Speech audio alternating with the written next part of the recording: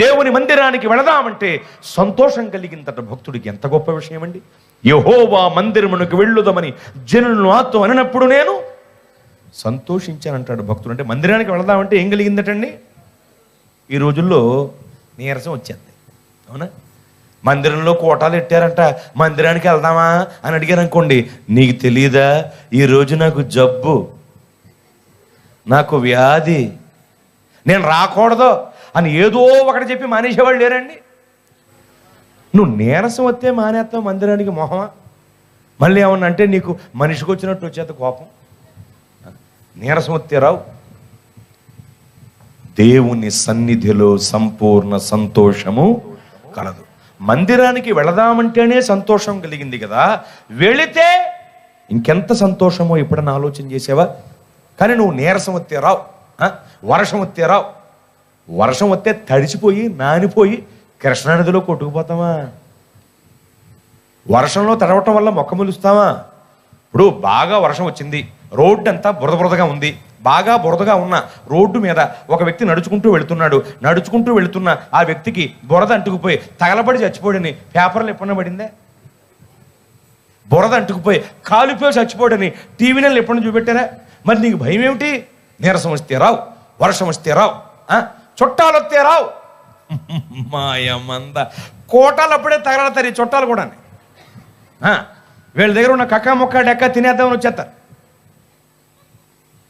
వాళ్ళు వచ్చారని వీళ్ళు ఆగిపోతారు. పాస్టర్ గారు అడుగుతారు, ఏమంటే మీరు ఆరాధనకు రాలేదేంటి అని అడుగుతారు. మా చుట్టాలు వచ్చారండి అంటారు వాళ్ళు. చుట్టాలు వస్తే మానేమని పాస్టర్ గారు ఎప్పుడైనా చెప్పారా? చెప్పరు. ఏ దైవజనుడు చెప్పడం. మరి ఎందుకు మానేస్తున్నావు? చుట్టాలు వస్తే నువ్వు మానేయటం ఏమిటి? చుట్టాలు వస్తే నువ్వు మానేయటం కాదు, వాళ్ళని కూడా దేవుని మందిరానికి తీసుకుని రా. నీ బంధువులను కూడా దేవుడు తన ఆలయములో ఆశీర్వదించి తీరుతారు. కానీ ఏం చేస్తున్నావు నువ్వంటే నీరసం వస్తే రావు, వర్షం వస్తే రావు, చుట్టాలు వస్తే రావు, మైకి వినపడకపోతే రావు. ఎంత తతంగం అంటేనండి, ప్రతి కూటానికి ముందు, ముఖ్యంగా పల్లెటూరు వాతావరణం ఉన్న చోట్ల ప్రతి కూటానికి ముందు మైకి పెట్టి, ప్రభువునందు ప్రియులారా మీ పనులు త్వరగా ముగించుకుని త్వరపడి రండి పిలవాలి. కొన్ని అనౌన్స్మెంట్లు ఎప్పుడు ఒకేలా ఉంటాయి. విడిగా కొన్ని చోట్ల అలాగండి గారే అనేవాళ్ళు కూడా అనౌన్స్ చేయమంటే బేసు వయసు పెట్టి ప్రభువునందు ప్రియులారా అంటారు. మీరు విన్నారో లేదు? ఈ కోటానికి పిలిచి అనౌన్స్మెంట్ ఒకటి, ఎలక్షన్ల అనౌన్స్మెంట్ ఒకటి ఎప్పుడు ఒకేలాగా ఉంటుంది. మీ అమూల్యమైన అతి పవిత్రమైన అంటాడు. ఆ వాయిస్ ఎప్పటికే వింటుంటే వీడు ఇంకా చచ్చిపోలేదా? నా చిన్నప్పటి నుండి ఆడ అలాగే చెప్తున్నాడు. పోనీ దాన్ని ఎలా ఉంచేస్తున్నారా అంటే గుర్తులు మారుతున్నాయిగా. పంచాయతీ ఎలక్షన్లు గుర్తులు మారుతున్నాయిగా, కానీ గొంతు మారట్లేదు. ఆడు బతుకున్నాడా లేకపోతే ఆడు గొంతుని ఎవడన్నా ఇమిటేట్ చేసి లేకపోతే మిమిక్రీ చేస్తున్నాడు ఏంట్రా బాబా అనిపిస్తుంది. అది ఎప్పుడు వింటాం మనం. ఎలక్షన్ గమనించారు మీరు?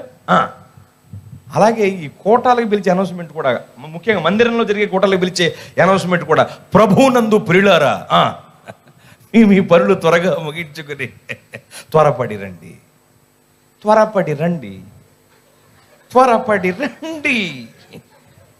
పిలవాలా బొట్టు పెట్టి? పలానా సమయంలో కూటమన్న సంగతి నీకు తెలియదా?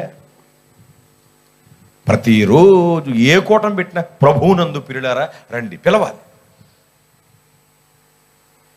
మా ఊళ్ళో కాబట్టి మైకి వినిపించలేదని కూటాన్ని రావటం మానేసింది 2006లో.